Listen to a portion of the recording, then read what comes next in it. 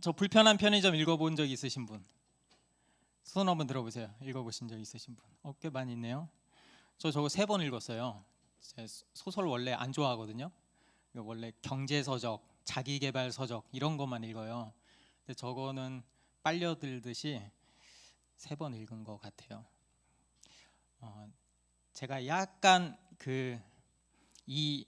여기에 첫 장면을 제가 이렇게 한번 해볼게요. 좀 낯간지러우시더라도 좀 들어주세요. 김호연 작가의 소설 불편한 편의점. 여기서 처음에 기억을 잃은 노숙자 독고하고 염영숙 여사 이 두 분이 나오거든요. 여기서 만나는 장면이 나옵니다. 염영숙 여사가 가방 안에 파우치가 없다는 걸 알았을 때 기차는 평택 부근을 지나고 있었다. 지갑, 통장, 수첩 등 자신의 가장 중요한 것들이 담긴 파우치가 없다는 것이 그녀는 숨이 막힐 지경이었다. 그때 낯선 02번호로 전화가 왔다. 여보세요? 누구세요? 염숙이에요? 사람의 목소리라기엔 너무나 거칠고 불분명했다. 예, 그런데요. 지갑요. 맞아요. 주우신 분인가요? 어디시죠? 서울역. 지갑 찾아주셔서 너무 고마워요. 그런데 제가 지금 기차 안이에요. 다음 역에 내려서 바로 돌아갈 테니까 좀 보관해 주시거나 어디 맡겨 주실 수 있나요? 사례는 제가 가는 대로 해드릴게요. 여기 있죠. 갈 데도 없죠. 전화를 끊고 나자 기분이 묘했다. 휴대폰 너머로 들리는 동물의 음성 같은 어눌한 말투는 그가 노숙자임을 확신케 했다. 무엇보다 갈 데도 없죠 라는 말뜻으로 보나 공중전화가 분명한 02번호로 보나 그는 휴대폰이 없는 노숙자가 분명했다. 서울역 GS 편의점에 도착하니 곰의 목소리를 지닌 사내가 도시락에 얼굴을 묻은 채 그 앞에 웅크리고 있었다. 대걸레같이 떡이 져 있는 장발의 사내는 얇은 스포츠 점퍼와 더러워져 베이지색인지 갈색인지 모를 면바지를 입고 있었다. 그런 그가 매우 정성스러운 젓가락질로 도시락 속 비엔나 소시지를 집어 먹고 있었다. 확실히 노숙자다. 그때였다. 3명의 낯선 사내가 그를 향해 달려들었다. 3명의 하이에나 같은 사내들 역시 노숙자임이 분명했는데 그들은 도시락 사내를 누르고 뭉갠 채 무언가를 뺏기 위해 안간힘을 써댔다. 그녀는 주위를 돌아보며 발을 동동 굴렀지만 지나는 사람들은 노숙자의 흔한 다툼 정도로 여기고 힐끔대기만 할 뿐이었다. 사내는 온 몸을 공처럼 웅크리고 방어했다. 하지만 결국 놈들에 의해 목이 졸리고 팔이 들리며 지키고 있던 물건을 빼앗기고 말았다. 안절부절 못하며 살피던 염여사의 시야에 놈들이 빼앗은 물건이 확 들어왔다. 자신의 분홍색 파우치였다. 야 이놈들아, 그거 놓지 못해? 도둑이야! 내 지갑 훔쳐간다 이놈들아! 염여사의 앙칼진 외침에 사람들이 멈춰서 관심을 주기 시작하자 녀석들이 하나둘 몸을 돌려 달아나기 시작했다. 괜찮아요? 사내가 고개를 들어 염여사를 올려다 보았다. 맞아서 부은 눈두덩이, 코피와 콧물이 섞여 나오는 코, 수염으로 가려진 입이 마치 사냥을 나갔다 다쳐 돌아온 원수인처럼 보였다. 순간 노숙자 특유의 쾌쾌하고 역한 냄새가 코에 훅 들어왔다. 염여사는 숨을 참으며 그에게 손수건을 건넸다. 사내는 고개를 저은 뒤에 점퍼로 소매로 쓱 코를 문질렀다. 그녀는 행여 자신의 파우치에 사내의 피와 콧물이 묻을까 염려가 되는 그는 스스로에게 짜증이 일었다. 그리고 오늘 본문에서 우리는 한 사람을 만납니다. 한쪽 손이 마른 사람. 당시 문화에서 손이 말랐다는 것은 단순히 신체적으로 불편한 정도가 아니었습니다. 건조한 땅에서 마른이란 표현은 죽음을 의미했어요. 노동이 생계의 핵심이었던 시대에 그 손은 일할 수 있는 능력을 상징했고요. 손이 마른 사람은 일을 할 수 없었고 가족을 부양할 능력도 없었습니다. 이건 사회적 지위와 경제적 생존이 위협받는 상태였죠. 그리고 레위기를 보면 그렇게 손 마른 사람은 하나님께 벌받았다고 여겨졌어요. 그러니까 공동체 예배에서도 배제될 수밖에 없었습니다. 그렇게 보면 그 사람은 영적으로, 육체적으로, 사회적으로 공동체 안에서 죽음을 상징하는 존재였습니다. 한쪽 손이 마른 이름 모를 그 사람, 그는 아마 안식일에 회당의 구석에 앉아 있었을 것 같아요. 아마도 그의 마른 손을 옷소매로 가리고 있었을지도 모르겠어요. 아무도 자신을 눈여겨보지 않기를 바라며 그곳에 있었을 겁니다. 마가복음 3장 1절 2절 한번 읽어볼게요. 예수께서 다시 회당에 들어가시니 한쪽 손이 마른 사람이 거기 있는지라. 사람들이 예수를 고발하려 하여 안식일에 그 사람을 고치는가 주시하고 있었더라. 그 회당 안의 공기를 한번 상상해 보세요. 겉으로는 여느 때와 다르지 않은 안식일 예배였습니다. 하지만 물밑에는 팽팽한 긴장감이 흐르고 있었죠. 누구 때문일까요? 저 한쪽 손이 마른 자 때문일까요? 아닙니다. 바리새인들의 눈은 그 사람을 향해 있지 않았어요. 그들은 손 마른 사람의 아픔과 고통에는 눈길 한번 주지 않았습니다. 서울역에 노숙자들을 지나쳐가는 사람들처럼 말이죠. 아니요. 어쩌면 정말 지대한 관심이 있었습니다. 그런데 그들의 시선은 그 사람을 바라보는 듯 했지만 정확히는 그 손 마른 사람을 고쳐줄지도 모를 예수에게 모든 촉각을 곤두세우고 있었습니다. 바리새인들은 예수를 주시하고 있었습니다. 그거는 단순히 눈으로 바라보는 게 아니에요. 마치 사냥감을 노리는 사냥꾼처럼 한치의 움직임도 놓치지 않으려는 집요한 시선이었죠. 마치 매복한 호랑이처럼 예수님의 일거수일투족을 감시하고 있었습니다. 그들의 목적은 분명했죠. 고발하려 하여. 그들은 예수님이 안식일 규정을 어기는 그 순간을 낚아채기 위해서 숨을 죽이고 있었습니다. 안식일에 치료하는 행위, 그들의 해석에 따르면 그거는 엄연한 일이었고 금지된 행동이었습니다. 그래요. 그들에게 손 마른 사람은 불쌍한 영혼이 아니었어요. 그저 예수를 함정에 빠뜨리기 위한 미끼에 불과했죠. 그 이상도 그 이하도 아니었습니다. 모든 눈길이 예수님께 쏠린 이 긴장된 순간에 예수님은 어떻게 행동하실까요? 3절에 보면 예수께서 손 마른 사람에게 이르시되 한가운데에 일어서라 하시고, 예수님은 손 마른 사람을, 숨겨진 구석에 있던 그 사람을 모든 사람이 볼 수 있는 중심으로 불러내십니다. 그리고 그 사람의 고통과 필요를 모든 사람들이 볼 수 있게 하세요. 아무도 거들떠보지 않던 한 사람이 무대의 중앙에 나왔습니다. 여러분, 지난번에 살펴봤죠? 사실 안식일은 생명을 살리고 회복하는 날이죠. 안식일은 하나님의 창조의 아름다움을 기억하는 날이고요.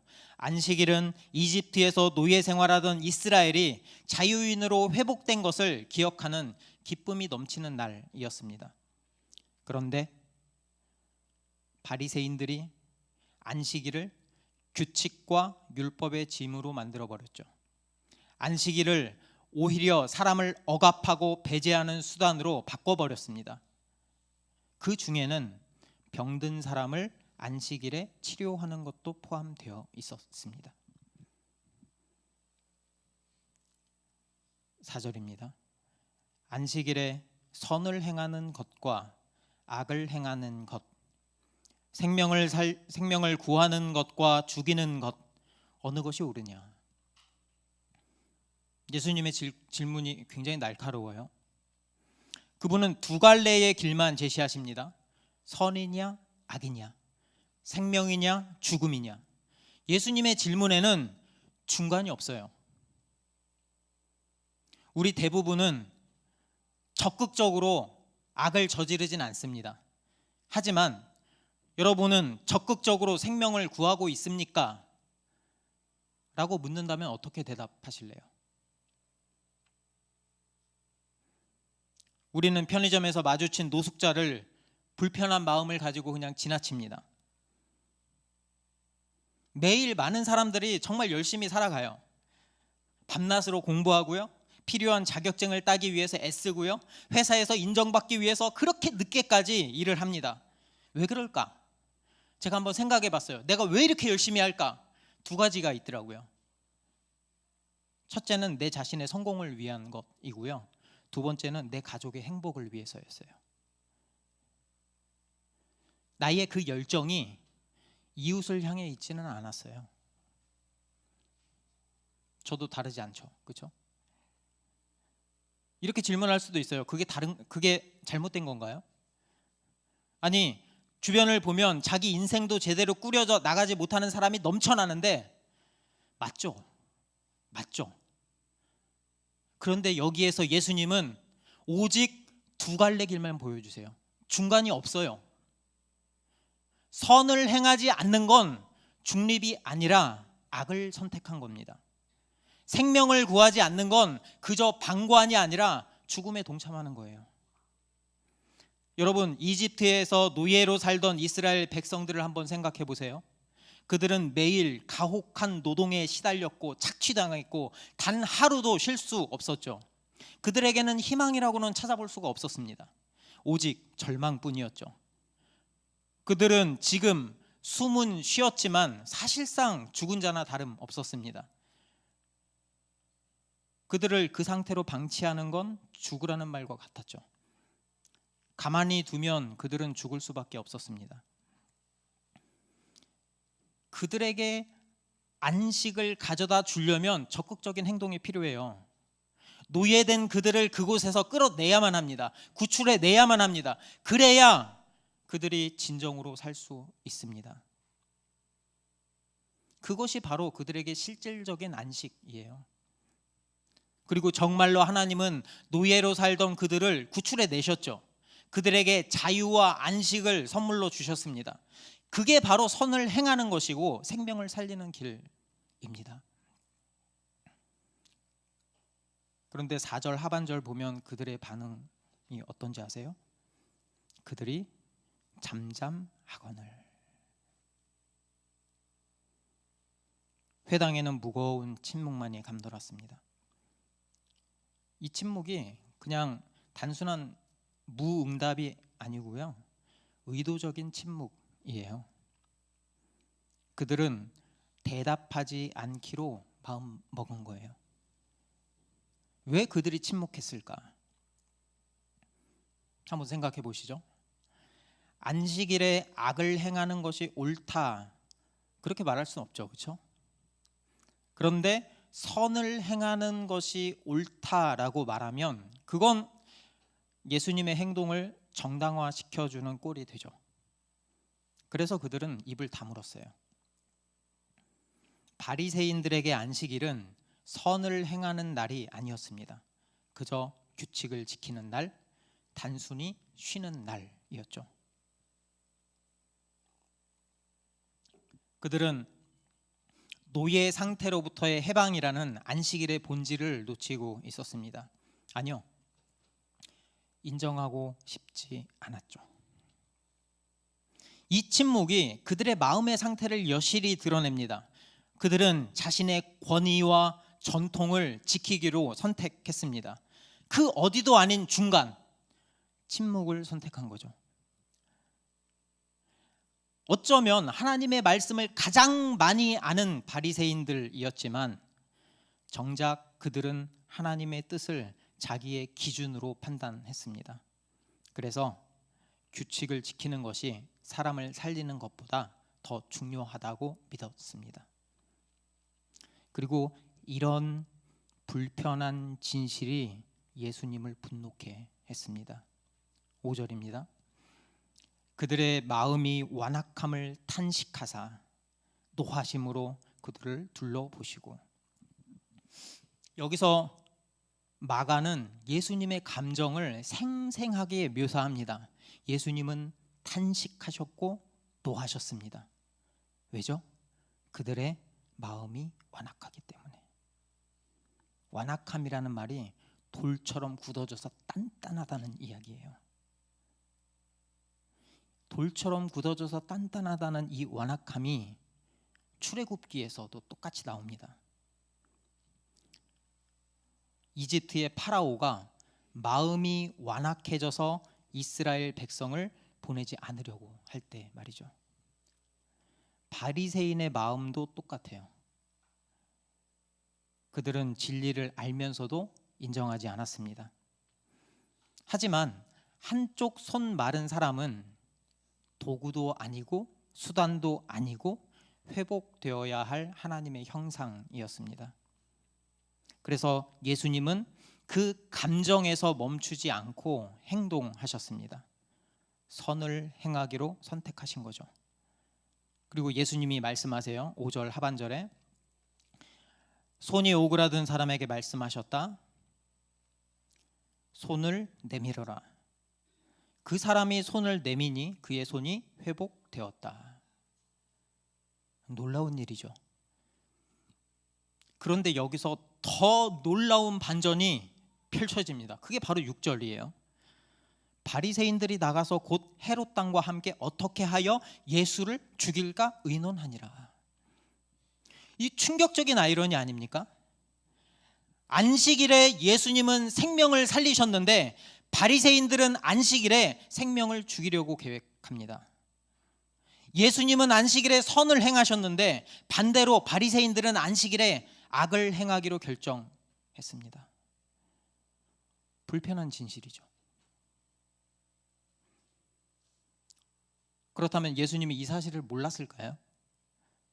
일이 이렇게 전개될 거를 몰랐을까요? 아니죠. 다 아셨죠. 안식일에 선을 행하면 그들이 자신을 죽이려 할 것을 분명히 알고 계셨습니다. 그럼에도 불구하고 예수님은 선한 일을 행하셨습니다. 자신에게 닥칠 위험을 알면서도 하나님의 뜻에 순종하셨습니다.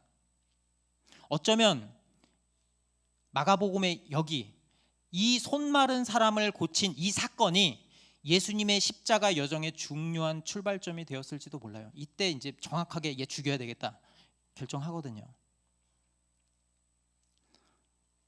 한 사람의 마른 손을 고치신 예수님은 결국 온 인류의 상한 영혼을 치유하기 위해서 십자가에 달리셨습니다. 그리고 부활하셔서 우리에게 진정한 안식과 영원한 회복을 선물로 주신 거죠. 이게 바로 예수님이 보여주신 안식일의 참된 의미입니다. 27절, 28절 한 목소리로 한번 읽어보겠습니다. 안식일이 사람을 위하여 있는 것이요 사람이 안식일을 위하여 있는 것이 아니니 이러므로 인자는 안식일에도 주인이니라. 아멘. 예수님은 안식일의 주인으로서 규칙보다 생명을 살리는 것이 안식일의 본질임을 몸소 보여주셨습니다. 여러분, 우리는 지금 어떤 마음 상태로 살아가고 계십니까? 저와 여러분은 하나님 말씀에 열린 마음으로 반응하고 계신가요? 아니면 우리만의 규칙과 편안함 속에 굳어져서 반응하지 않고 있나요? 여러분, 안식일은 단순히 쉬는 날이 아닙니다. 그저 넷플릭스 보면서 쉬는 날이 아니에요. 그저 친구 만나서 회포를 푸는 날도 아닙니다. 예수님은 우리가 안식일에 적극적으로 선을 행하라고, 주변에 상처받은 이들에게 생명을 전하라고 초대하셨습니다. 예수님은 자신이 십자가에 못 박히실 것을 알면서도 선을 선택하셨습니다. 자신의 안전보다 우리의 구원을 선택하신 거죠. 왜 그러셨을까? 왜 그랬을까? 굳이 이렇게밖에 설명이 안 돼요.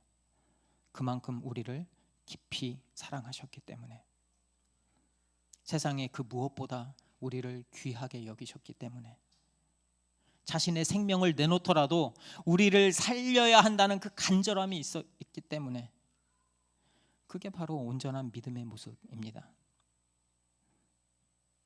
그 십자가의 희생을 통해서 우리에게 구원과 자유를 허락하셨죠. 그렇기 때문에 우리는 더 이상 죄와 율법의 노예가 아니라 그리스도 안에서 참된 자유를 얻게 되었습니다. 우리를 구원하신 그 예수 그리스도를 믿음으로 우리도 하나님 나라의 백성이 된 거죠. 저 포함해서 우리는 종종 이렇게 물어요. 어떻게 해야 선을 행할 수 있죠? 노력하는데 잘 안 돼요. 지난주에 우리 여성분들하고 같이 나눔했는데 우리 자녀들 때문에 고생이 너무 많아요. 어떻게 해야 되죠? 한 번, 두 번 참았는데 양보가 안 돼요. 얘를 할 수도 없고 어떻게 하죠?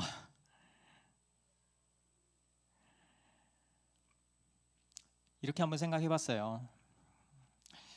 우리가 회복된 그 손 마른 사람이었다면 어떤 심정이었을까? 한번 그 순간을 한번 상상해 보죠. 제가 손 마른 사람이에요. 갑자기 손이 멀쩡해졌어요. 처음에는 어안이 벙벙했을 것 같아요. 어떻게 이런 일이 일어나지? 그 후에는 그 기쁨과 놀라움에 눈물을 흘렸을 것 같아요. 자신의 어렵고 힘들었던 생활이 주마등처럼 막 스쳐갔을 것 같아요. 마치 이스라엘 백성이 홍해를 건넌 다음에 하나님께 감사의 찬양을 했던 것처럼 그 사람도 아마도 두 손을 들어서 하나님을 찬양했을 것 같아요. 회복된 후에 그의 삶이 어떻게 바뀌었을까요? 이제 그는 일할 수 있게 되었고요. 일할 수 있으니까 가족을 부양할 수 있게 되었고요. 사회의 온전한 구성원으로 인정받게 되었고요. 안식일에도 구석에 있지 않아도 돼요. 이제 공동체의 일원으로서 함께 예배드릴 수 있게 되었어요. 그의 그 회복은 단순하게 신체적인 치유를 넘어서 정체성, 관계, 삶의 목적까지 다 회복시켜 주셨습니다. 그게 바로 죽음에서 생명으로 옮겨진 거예요. 그런 그가 어떻게 예수님에 대해서 말하지 않을 수 있겠습니까? 모든 사람에게 이야기했을 거예요. 내가 처음에 얼마나 비참했는지, 얼마나 아팠는지, 그리고 예수님이 자신을 어떻게 회복시켰는지, 어떻게 내가 진정한 안식을 얻게 되었는지 말했을 겁니다. 평생 예수 그리스도의 증인으로 살았을 거예요. 내가 손 마른 자 같은 비참한 자였다는 그 사실을 깨닫고 그런 나에게 주님이 찾아오셨음을 기억한다면 우리는 그 은혜에 감사하고 선을 행할 수 있습니다. 그 사랑을 발견할 때 우리는 선을 행하는 삶, 생명을 살리는 삶을 살 수 있습니다. 그러니까 예수님이 내 손을 내밀라 라는 말은 명령문이면서도 초대예요. 왜냐하면 내가 너를 회복시키겠다라는 약속이기 때문이죠. 우리가 약할 때, 우리의 약함을 주님께 드러낼 때 우리는 예수 그리스도의 치유와 회복을 경험하게 됩니다. 그리고 그 경험이, 그 은혜에 대한 경험이 우리를 변화시켜요. 그래서 바울이 로마서 6장 14절에서 이렇게 말했어요. 죄가 너희를 주장하지 못하리니 이는 너희가 법 아래 있지 아니하고 은혜 아래에 있음이라. 아멘. 은혜 아래에 산다는 것, 그게 어떤 느낌일까? 우리 새신자 양육할 때 이야기했었죠. 마치 부모님이 자녀를 조건 없이 사랑하는 것처럼 인간한테서 설명할 수 있는 게 그게 최고인 것 같아요. 아이가 실수해도 넘어져도 성적이 좋지 않으면 안 되겠죠, 그렇죠? 그래도 변함없이 사랑하는 것.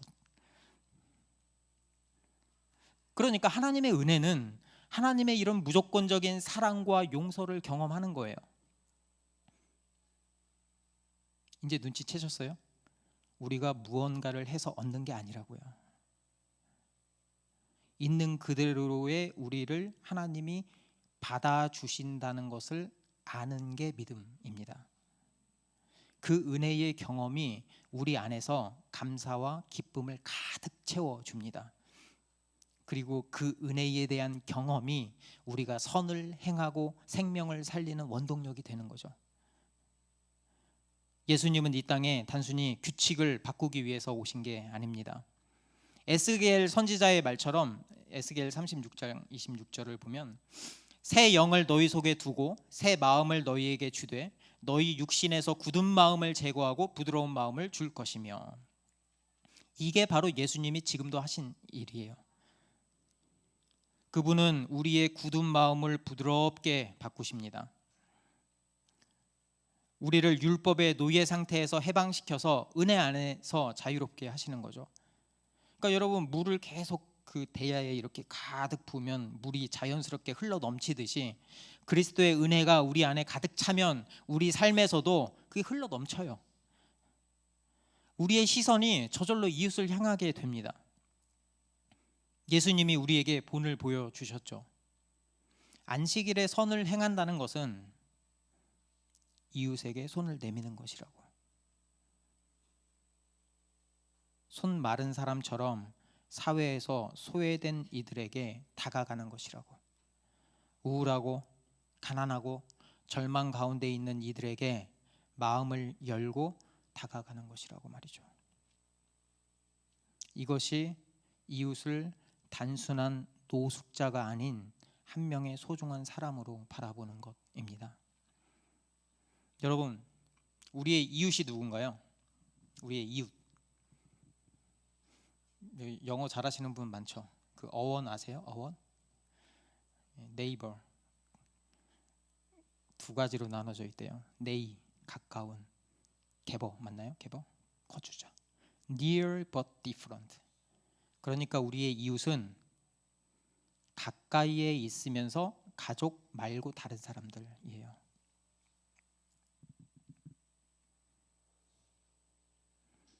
가까이에 있으면서 예수를 믿지 않는 다른 사람들, 가까이에 있으면서 나랑 정치 성향이 다른 어떤 사람들, 가까이에 있지만 나랑 맞지 않는 어떤 사람들, 다 이웃이죠.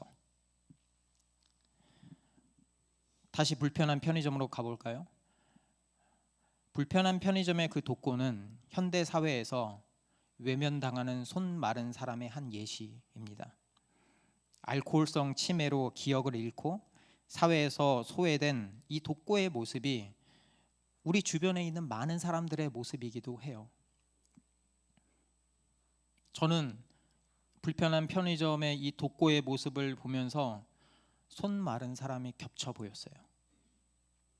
그런데 그 염려사가 그 사건을 계기로 노숙자였던 그 독고에게 노숙자가 아닌 한 사람으로 여기면서 손을 내밀어 줍니다. 그래서 편의점에서 일할 수 있게 만들어줘요. 그리고 그 손길이 독고를 변화시키는 거예요. 하나의 에피소드만 한번 얘기해 볼까요? 그렇게 편의점에서 일하던 독고가 매번 술을 마시던 한 손님이 있었어요. 손님한테 다가가는 거예요. 다가가서 이렇게 이야기해요. 이거 드세요. 옥수수 수염차를 하나 딱 건네는 거예요. 술은 몸에 좋지 않습니다. 이거 드시면 속이 편안해질 겁니다. 당신이 뭔데 참견이야? 저도 술 때문에 많이 힘들었습니다. 기억도 잃고 사람도 잃었습니다.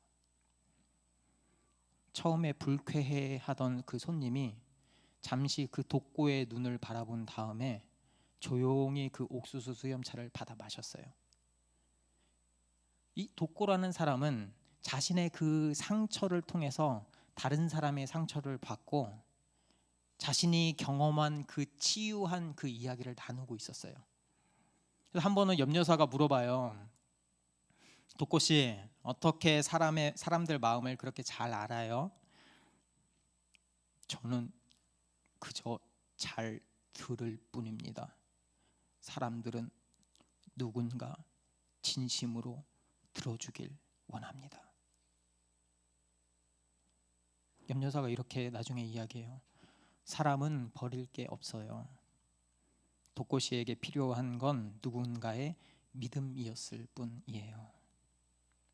그렇게 불편했던 편의점은 점점 사람 냄새가 풀풀 풍기는 편리하고 위로가 넘치는 곳으로 변해갑니다.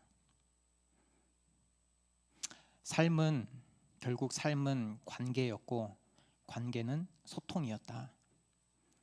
행복은 멀리 있지 않고 내 옆에 사람들과 마음을 나누는 데 있음을 이제 깨달았다. 이 소설 속에 이 내용이 나오거든요. 이 소설의 이 문장이 너무 성경적이에요. 우리 시대의 문화 내러티브는 뭐라고 말하죠?